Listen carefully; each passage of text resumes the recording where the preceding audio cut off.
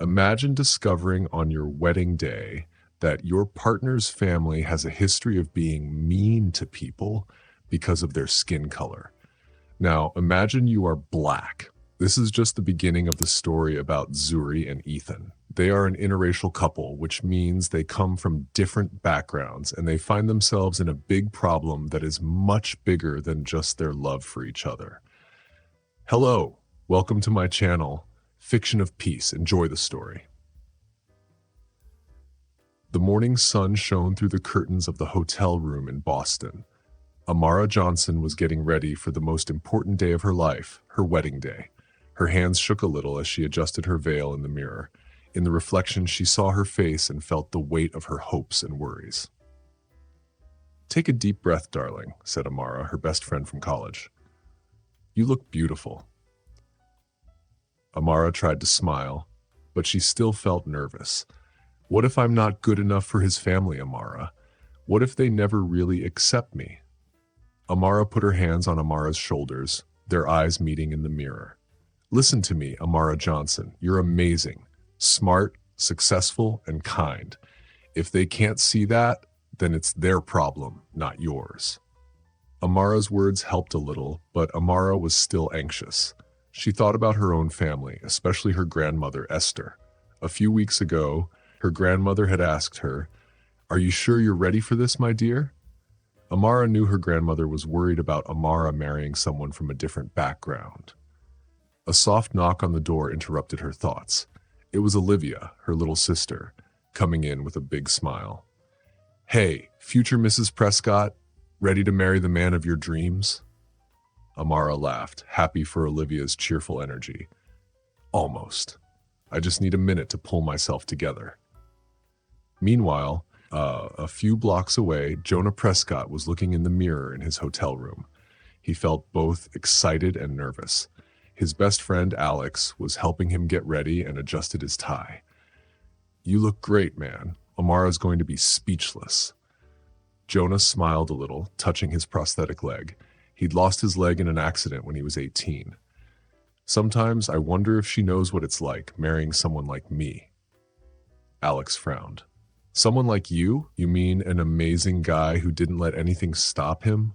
Amara knows exactly who you are, and that's why she loves you." Alex's words made Jonah feel better, but he was still worried. He thought about his mom, Catherine, and the tense conversation they'd had the night before. She had looked nervous, almost like she was hiding something. "Are you sure about this, Jonah?" she had asked, her voice shaking a little. He hadn't liked what she'd meant by that, so he'd ended the conversation quickly.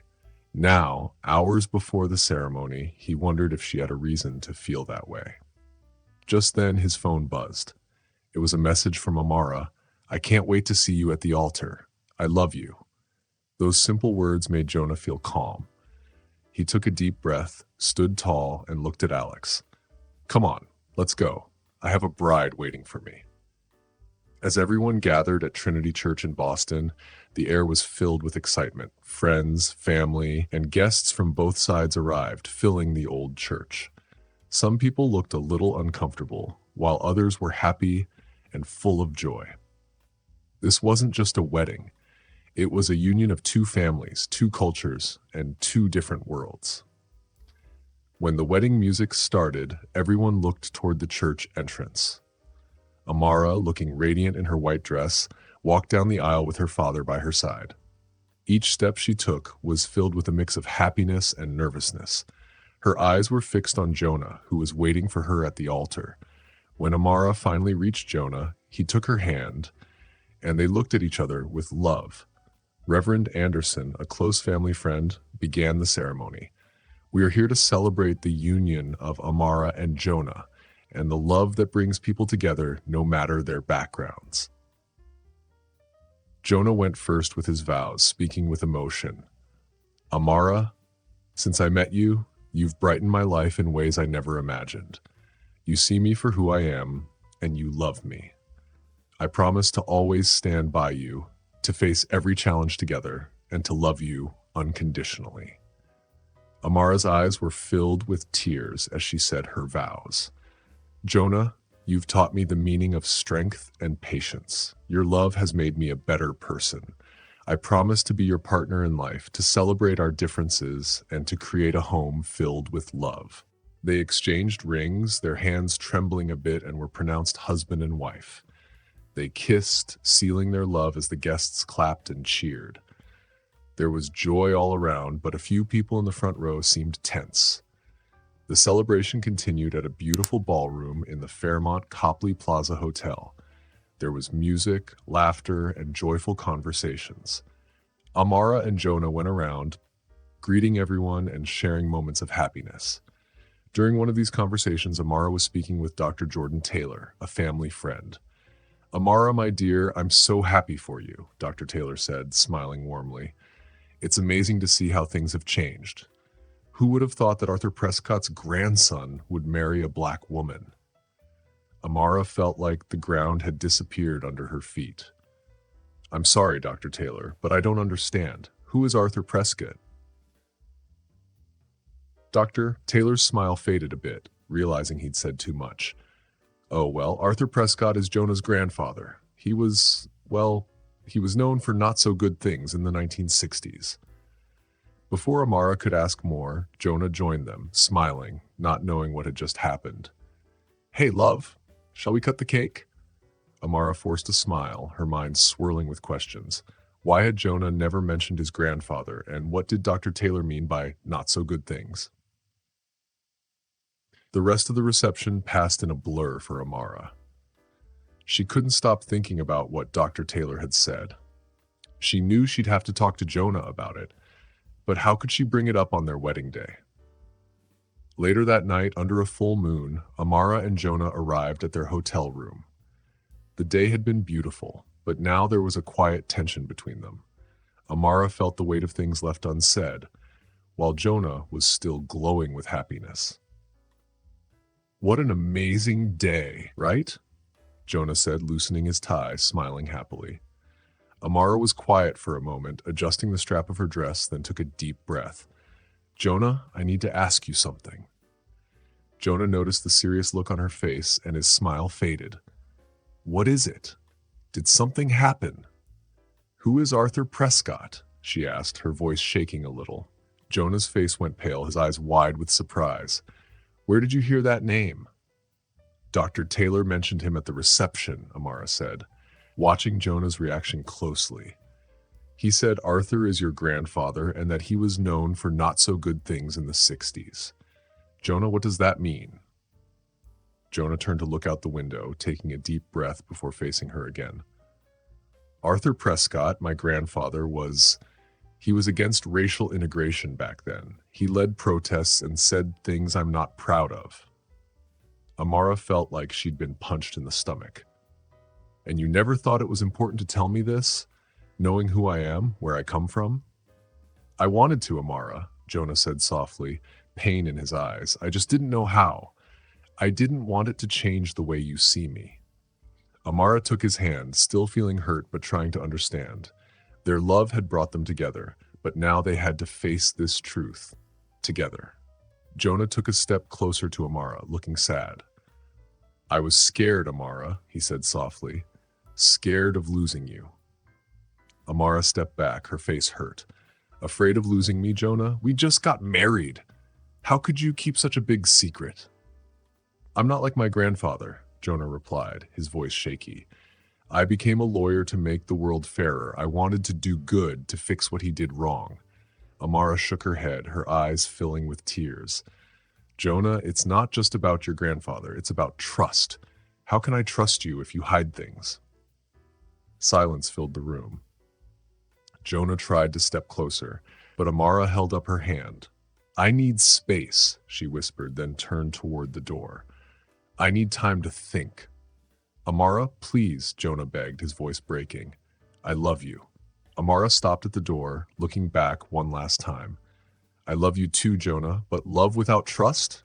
I don't know if that's enough." She left the room, leaving Jonah alone with his secret out in the open. Amara made her way down to the hotel lobby, feeling overwhelmed. She sat on a sofa, took out her phone, and called her best friend, Amara. Amara, I need you, she said, her voice breaking. Amara, worried, answered right away, Amara, I'm coming. Hang tight.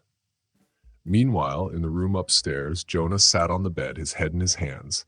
He called his friend Alex, who picked up right away.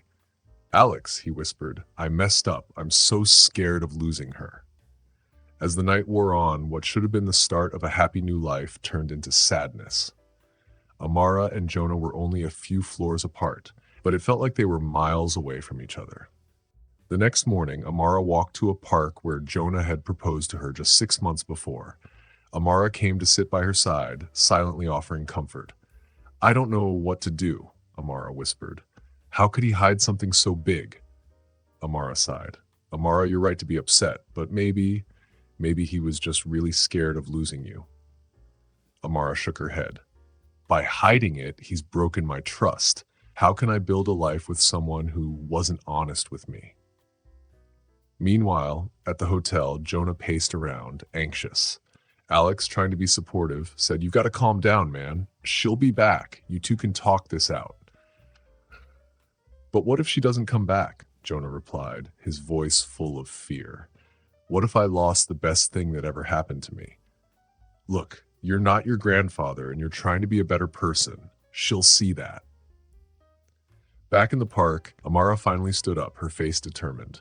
I need to talk to him, Amara. I need to understand. Amara smiled, proud of her friend's strength. Go get him, girl. Amara returned to the hotel, her heart racing as she knocked on the door. Jonah opened it, looking sad and tired. Amara, he whispered, relief and worry in his voice. We need to talk, Amara said as she stepped inside. Alex quickly left, sensing they needed to be alone. Jonah started, Amara, I'm sorry. I should have told you about my grandfather long ago. Amara looked at him, searching for answers. Why didn't you tell me, Jonah? Why keep it a secret? Jonah sat on the edge of the bed, inviting her to sit beside him. After a moment's hesitation, she sat down, but not too close. Jonah's voice was shaky. When I met you, you looked past my disability, past my family. I was scared that if you knew, you'd see me differently. Amara's anger softened a little, replaced by sadness. Jonah, I love you for who you are, but who you are includes your family. How can I truly know you if you hide things? Jonah's eyes filled with tears. You're right. I was wrong not to trust you. I want to make things right, Amara. I want to share my whole story, even the hard parts. Amara took a deep breath, feeling the weight of his words. I'm ready to listen, but I need you to know that it won't be easy to rebuild trust. It'll take time. Jonah reached out his hand, and after a moment, Amara took it. I understand, and I'll do whatever it takes. You're my world, Amara. I can't lose you. They talked for hours. Jonah shared everything about his grandfather, the shame he felt, and how he wanted to be different. Amara listened, sometimes hurt, sometimes understanding, but always with love. As evening approached, they were tired but closer than they'd been that morning. This won't be easy, Amara said, her voice soft but determined. We have a lot of work to do. Jonah nodded, holding her hand gently. I know, but if you're willing, I'll give everything I have to make us the couple we promised to be at our wedding. Amara looked down at her wedding ring, feeling both its fragility and strength. I'm willing to try, she replied, but we have to be honest. No more secrets. As night fell, Amara and Jonah sat together, knowing their path would be hard but feeling strong enough to face it. The love that brought them together was being tested, but it was also growing stronger as they faced the truth together. The next morning, they decided it was time to talk to their families about everything. First, they went to Amara's parents' house in Roxbury. When Amara's mom opened the door, she looked surprised. Mom, Dad, Amara began, her voice nervous, we have something important to talk about. Jonah, nervous but determined, spoke up. My grandfather, Arthur Prescott, was against racial integration in the 60s. I didn't tell Amara this before we got married. Amara's father, David, stood up, angry. You knew this, and you still married my daughter? Dad, please, Amara interrupted. Jonah isn't his grandfather. He's here to be honest with us now. Amara's mom gently calmed her husband. David, let's hear what they have to say. For hours, the room was filled with emotional conversations. Jonah explained his shame and his love for Amara. David, at first angry, began to see that Jonah was different from his family. It won't be easy, David finally said, but if my daughter sees good in you, I'll try to see it too. Amara's mom, teary-eyed, hugged them both. Your love will have to be stronger than the past, but we're here to support you. Next, they visited Jonah's parents, who lived in a big house outside of the city. His mom looked surprised and worried when she saw them. Mom, Dad, Jonah said, his voice steady. Amara knows about Grandpa Arthur. Why didn't you ever tell me? His dad, with regret in his voice, replied, We thought we were protecting you, son. Amara, her voice strong, said, I understand why you wanted to protect Jonah, but hiding the truth only keeps the prejudice going. Jonah's mom, crying, knelt in front of Amara. Amara, please forgive me. When I first saw you with Jonah, I was afraid, not because of who you are, but because of who we were. Over the next hours, they talked about the past. Jonah's family explained their shame and how they hoped Jonah would live differently. They talked about learning and growing. As they left, Amara and Jonah felt a new strength. It wouldn't be easy, but now they had truth and family support on their side. In the car, Amara looked at Jonah. That was intense, she said with a small smile. It was, Jonah agreed, squeezing her hand. But we're in this together, right? Together, always, Amara replied, entwining her fingers with his. 2 weeks later, they finally went on their honeymoon to Martha's Vineyard. The island was beautiful and it felt right. A place with a history of strong African American communities. Jonah had researched it, wanting them to reconnect and learn together. They explored, visited historical sites, and talked deeply about their shared history and dreams for the future. Each day they grew closer, healing from the past and building a stronger bond. With love, honesty, and courage, they felt ready to face any challenges that lay ahead. Amara and Jonah were talking as they walked along the beach. Amara looked at Jonah with a serious face and said, Jonah, I've been thinking. Have you thought about how we'll tell our children about your family's past? Jonah looked out at the ocean, paused, and nodded. I think about it a lot, he said. I want them to know the whole truth, the good and the bad. I want them to learn how important it is to stand up against unfairness, no matter where it comes from. Amara felt her heart fill with love. When I found out about your grandfather and his past, I was afraid. I was scared that maybe you had some of those bad thoughts too. But seeing how you're trying to learn and change means so much to me. Jonah pulled Amara into a big hug. I love you, Amara. I promise I'll always try to be the best person I can be, for you and for our future family. The next day, they decided to go to a community event about working together and fixing mistakes from the past. The event was in a big old chapel that was famous for helping people fight for their rights. When they arrived, the hall was full of people of all ages and colors. Everyone looked hopeful and ready to talk. The person leading the event, Dr. Victoria Harris, began by saying, We're here to talk about healing and building bridges between our communities. To Amara's surprise, Jonah raised his hand. With a little squeeze from her, he stood up. My name is Jonah Prescott, he began, his voice a bit shaky. I just found out that my grandfather didn't want people of different races to be friends or go to school together. But now I am married to a wonderful black woman, and we're learning to handle this painful past together. The room was quiet, listening to his words. I'm here today because I want to help, not hurt. After Jonah spoke, many other people shared their stories too. Stories of hard times, unfairness, and hopes for a better world. Amara also spoke, sharing her fears and how love and honesty were helping her overcome them.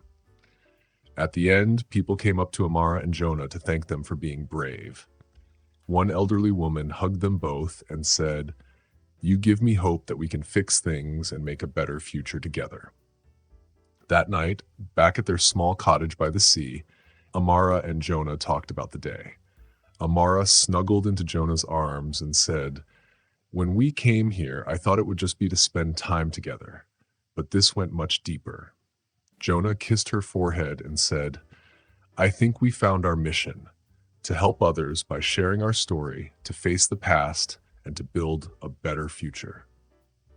3 months later, they were back home in Boston, but everything felt different.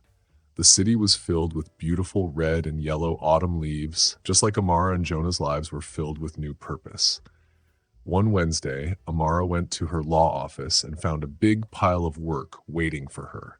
Among the emails, one from a friend named Jordan stood out. He was asking for help because he was treated unfairly at work because of his race. Amara felt a bit nervous. Helping him could hurt her job, but not helping would feel wrong. Meanwhile, Jonah was having a tough time at the rehab center where he worked as a lawyer and counselor. He was trying to get a new program started to help people of color with disabilities, but some of the board members didn't see why it was necessary. Jonah took a deep breath and said, "Helping people with disabilities should mean helping all people with disabilities. This program is needed in our community." That night, at home, Amara and Jonah sat at the kitchen table with cups of tea, feeling tired. "I don't know what to do," Amara said, holding her warm cup. "If I help Jordan, I could lose everything I've worked for. But if I don't..." Jonah reached out and held her hand. "You know what's right. The question is, are you willing to face the consequences?" Amara nodded, deep in thought. Suddenly, Amara's phone rang. It was her friend Amara. "Turn on the TV! Channel 5! Confused, Amara and Jonah turned on the television. The news was talking about unfair treatment in big Boston companies. The company, in Jordan's case, was mentioned. "Oh no," Amara whispered. "This is going to be huge." Jonah squeezed her hand. "It looks like you have a big decision to make." In the days that followed, Amara decided to take Jordan's case, even though it was risky. Jonah kept pushing for his program, and he used the attention on discrimination to show why his idea mattered. One evening, while they worked at their dining table, Amara looked at Jonah and asked, "Do you ever wonder if we're doing the right thing?" Jonah looked at her and said, "Every day. But then I remember why we started this. I remember the people who count on us." Amara smiled, feeling so much love. "When we got married, I thought our hardest job would be facing the past. Now I see it's also building a better future." Winter came, and Boston was covered in snow. One evening, Amara was working late in her office on the discrimination case. She heard a soft knock at her door. "Come in," she said, still looking at her papers. It was Mr. Nathan Hawthorne, one of the senior partners in her firm. "We need to talk about the Wheeler case," he said, sitting down. "Amara, you need to understand how much trouble this case could bring us," he said. "This could hurt the firm's reputation and cost us a lot of money." Amara took a deep breath, feeling nervous but calm. "With all respect, Mr. Blackwell, this case is important. We can't ignore unfairness just because it's hard." "Hard?" Mr. Blackwell laughed without humor. "You're risking everything we've built." Amara felt her heart pounding, but answered, "I thought we built this firm for justice, not just when it's easy." Mr. Blackwell's face hardened. "Be careful, Amara. You're talented, but not irreplaceable. Think carefully about what you're doing." When he left, Amara felt the weight of his words. She picked up her phone and called Jonah, her hands trembling. Meanwhile, Jonah was in a serious meeting at the rehabilitation center. His new program to help people fit in had been approved, but with so many rules that it barely looked like his original idea. "This isn't enough," Jonah said, frustration clear in his voice. "We're only scratching the surface of the problem." Nathan Pierce sighed. "Mr. Prescott, we've already made more exceptions than usual. Maybe it's time to accept what we've achieved." Jonah was about to reply when his phone vibrated. Seeing Amara's name, he excused himself and left the room. Amara, what's wrong? He asked with concern. Jonah, I think I'm about to lose my job, Amara said, her voice trembling slightly. 20 minutes later, Jonah walked into Amara's office. She was sitting in her chair, staring out at the snow-covered city. Hey, he said softly, coming close. Amara turned around, tears shining in her eyes. Jonah, what are we doing? Is it worth risking everything? Jonah knelt beside her, taking her hands. Remember what we promised? That we'd face everything together, even the hard times. Just then, there was a knock at the door. It was Jordan Ellis, Amara's client. Sorry to interrupt, he said, looking nervous. Amara, I came to tell you I'm dropping the case. Amara and Jonah looked at him in shock. Jordan entered, closing the door. They offered me a settlement, a good deal. They say they'll start new diversity policies. Amara stood up, shocked. Jordan, you can't quit now. We're so close to real change. Jordan shook his head sadly. You don't understand, Amara. They've threatened my family, my wife, my children. I can't risk it. The room fell silent. Amara felt like the floor was dropping away. Jonah, seeing how serious it was, stepped forward. Jordan, what they're doing is illegal. We can protect you and your family. Jordan gave a sad smile. How? They have money, power, connections. What do we have? Amara, finding new strength, spoke up. We have the truth, Jordan, and we have each other. If we give up now, they've won. Not just this case, but all future ones. The three of them talked for hours, discussing plans and risks. As night fell, they made a decision. They wouldn't back down. They would fight even harder. When Jordan finally left, promising to think about it, Amara turned to Jonah, exhausted but determined. You know, she said, when we got married, I thought our biggest challenges would be personal. But now I see it's much bigger than just us. Jonah nodded, pulling her into a hug. It is bigger, yes, but it's also about us, about the world we want to create. As they looked out the window at the quiet city, Amara and Jonah knew the road ahead would be hard. There would be challenges, threats, and moments of doubt, but together they had the strength to carry on. Jordan Ellis's case had become more than just a legal battle. It was now a symbol of their fight for justice and fairness. Spring arrived in Boston, and with it came new events that would change Amara and Jonah's lives forever. One April morning, Amara got an anonymous email. Nervously, she opened it, and her eyes widened. Inside were secret documents from the company involved in Jordan Ellis's case, proof of unfair treatment and punishment of employees who spoke up. Jonah, she called out, a mix of shock and joy in her voice. You need to see this. Jonah came over, and together they looked at the evidence. It was the break they needed, but it also meant great risk. Amara, Jonah said softly, you know what this means, don't you? If we use this, there's no going back. Amara nodded, her face serious. I know, but we can't stop now. Too many people are counting on us. In the days that followed, Amara and her team worked hard to check the documents and prepare their case. Meanwhile, Jonah used the attention to talk about the needs of the people at the rehabilitation center. The tension grew until 1 week before the trial, Amara received a threatening phone call. Miss Johnson, said a deep voice, I suggest you rethink your actions. It would be a shame if something happened to your career or to your husband. Amara felt a chill down her spine and immediately called Jonah.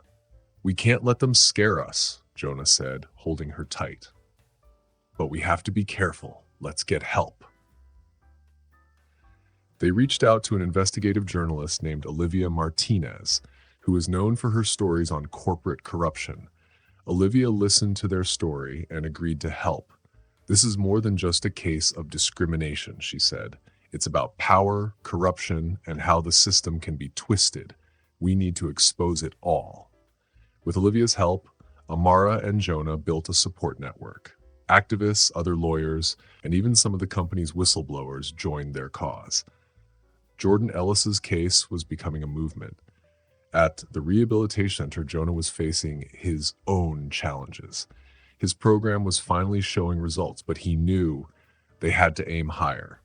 We can't settle for small wins, he argued at a meeting. To his surprise, Nathan Pierce, who had opposed him before, spoke in his support. Mr. Prescott is right. It's time we take a stronger stand. As the trial day neared, the pressure on Amara and Jonah grew. They received threats almost every day, and the stress was affecting their health and relationship. One evening, after another long day, they had a big argument. "You're putting yourself in too much danger," Jonah shouted, his voice full of worry. "And you think what you're doing is any different?" Amara shot back. "We're in this together, remember?" A heavy silence filled the room. Finally, Jonah spoke, his voice gentle. "I'm sorry. I'm just scared of losing you."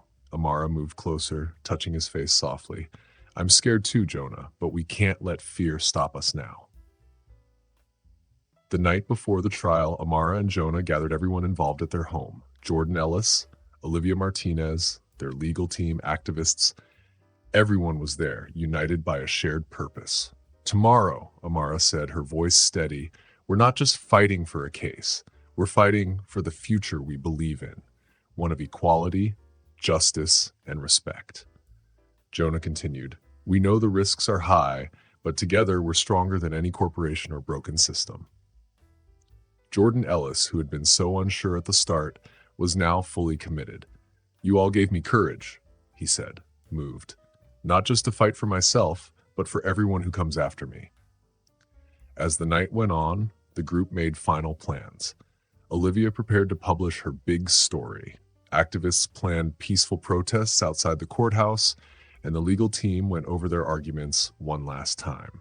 When everyone had left, Amara and Jonah stood by the window, holding hands, looking at the city they loved. "No matter what happens tomorrow," Amara said softly, "I'm proud of us, of what we've done, of what we're fighting for." Jonah pulled her close, giving her a gentle kiss. "I love you, Amara. Together we can face anything." As they got ready for bed, they both knew that the next day would be a turning point in their lives. The trial wasn't just about a case of discrimination. It was about showing what was possible when brave people stood up for something bigger than themselves. With hearts full of courage and a bit of fear, Amara and Jonah fell asleep, ready to face whatever the next day would bring. Morning in Boston brought an excited energy.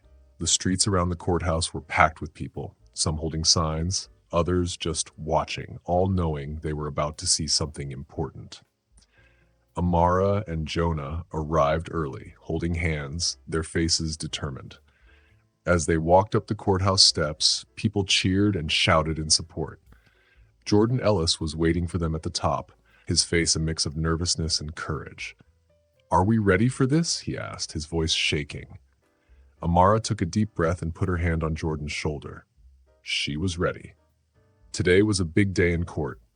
Judge Thomas Reeves was in charge. He was known for being very fair. Across the room, a group of strong, important lawyers led by Lawrence Hartley was ready to argue. Amara stood up to speak. She felt like the whole world was watching her. She began, "Your Honor, ladies and gentlemen of the jury, this case isn't just about Jordan Ellis. It's about everyone who has ever been treated unfairly because of the color of their skin. It's about building a better future for all of us."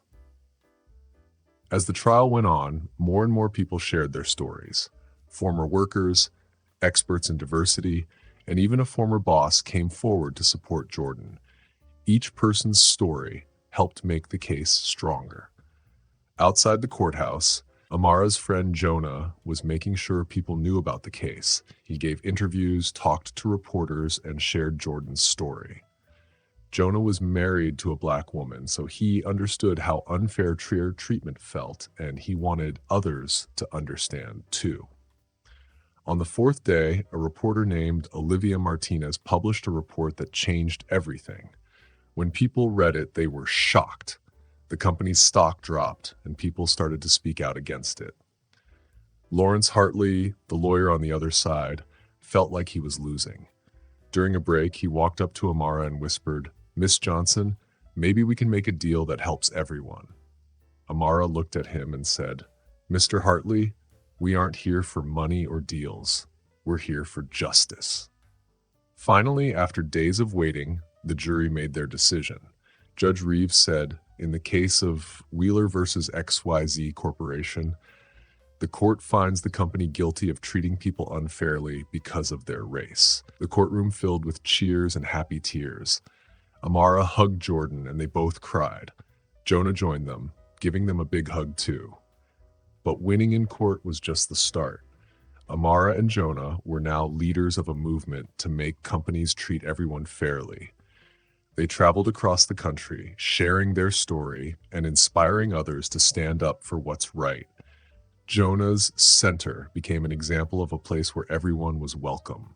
Companies asked him how they could be better. Amara's law firm even made a new team just for helping people who had been treated unfairly. A year after the big court case, Amara and Jonah were back on Martha's Vineyard, a place that felt like home to them. They sat on the beach watching the sunset, thinking about all they had done. "Did you ever think we'd get this far?" Amara asked. Jonah smiled and kissed her forehead. "No," he said, "but with you by my side, I feel like we can do anything." Just then, Amara felt a little flutter in her belly. She took Jonah's hand and put it on her belly. "Our future," she whispered with a happy tear in her eye. Jonah hugged her tightly. "Our legacy," he said, smiling. As the sun set, Amara and Jonah knew their journey was far from over. They were ready to create a world where love and kindness could break down any walls. The Wheeler case had not only changed their lives, but it had made people all over the country think about fairness and justice. Together, they showed that when good people stand together for what's right, they can change the world. On that quiet summer evening, Amara and Jonah sat under the stars, thankful for the road they had traveled and excited about the future. Their love and bravery would inspire people for years to come, and they proved that love really can overcome anything. Thank you for watching. If you like this story and want to see more, please subscribe to our channel. That way you won't miss any new videos. Give us a thumbs up if you enjoyed it and share what you think in the comments. We love hearing your thoughts. Also, don't forget to check out the other videos on our channel. We'll see you in the next story.